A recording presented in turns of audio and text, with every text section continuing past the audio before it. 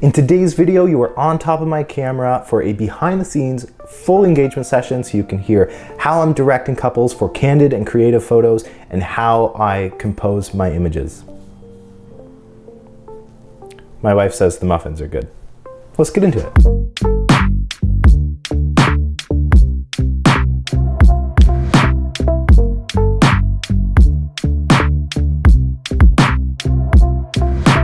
Welcome. This is Uptown. Typically when I start any sort of session, I grab an establishing shot of the area. Even if it's just construction, I find that it helps open up the gallery really well for the couple and bring them back into that space. Once I meet up with the couple, I'll typically just have them walk and talk, be happy and in love to kind of start off the session and help them feel comfortable in front of the camera. I don't tell them what to do too much. Once that's out of the way, I like to grab a photo of the couple just looking at the camera. It's a quote unquote boring photo, but I know that it's the photo that mom's going to want to print, that grandma's going to want to put as her Facebook cover photo. And so I take it more for them rather than for me. And I know that it'll be important to them. So here I'm just having Cass and Johnny switch spots so that I can see more of Cass as the bride in this photo. And I'm also using these leaves here to kind of frame out those people that you can kind of see in the background, but whatever I can do to use my surroundings to bring attention to the couple, to the subject, whoever that might be in an image, I'm always looking out for that.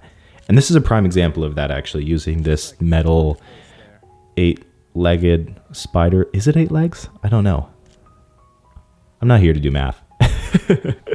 Anyways, I'm using this thing. I just love shooting through it, love finding new compositions to put couples into, to kind of help frame them in a different way that probably hasn't been done before.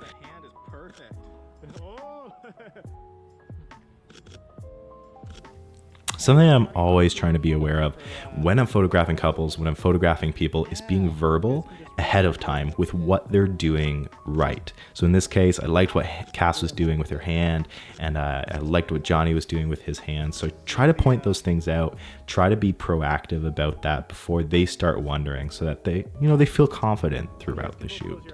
And here, this is just a nifty phone trick. You can use your phone, you can use some other reflective sort of item, a mirror or a prism, and you can use it to bounce other parts into your image, into your lens that typically wouldn't be there.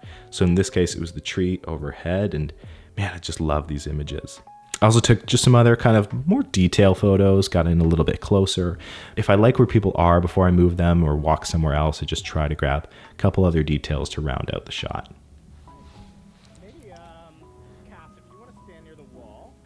And I should also mention, I'm shooting the session completely with a 50mm 1.4. You can see that there, the Sigma, and a 24mm 1.4. And both of them are shot at 1.4 throughout the whole session. I almost always shoot lenses wide open, 1.4, 1.8, whatever I can get. I just like the look and feel of a lens shot wide open. So if you're wondering, that's how it is for me. And these are just some cool portraits. I really like this wall and wanted to practice framing them in it. After all that, Cass and Johnny wanted to head over to Waterloo Park, so they did a quick outfit change, and then we took some more kind of green photos, which you can see here. You've likely got eyeballs that I don't have to explain to you. You know it. You know what you're seeing.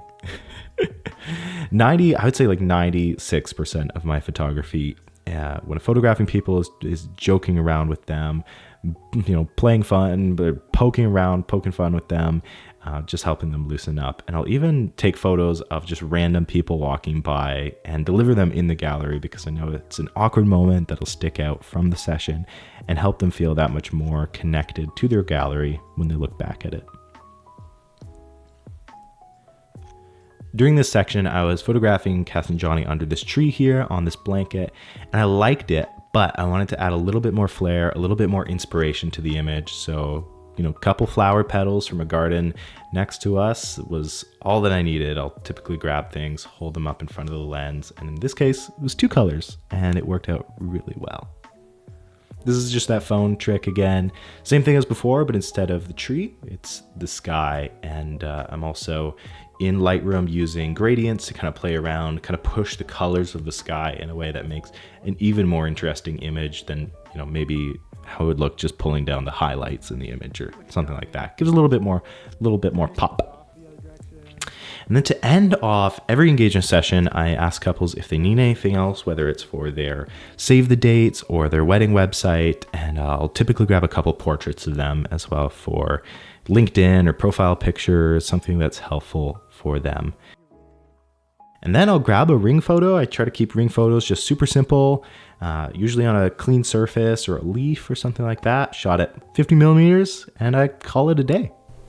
And that's it. Thank you so much for joining. If you liked this video, if you want to see more from me, please subscribe. That would mean the world to me. And if you want bonus points, maybe like this video, leave a comment just so I know you're here, and I'll see you again in the next video. Bye. I didn't really think about how I would end this. I'll just crawl. I'm gonna crawl out of frame.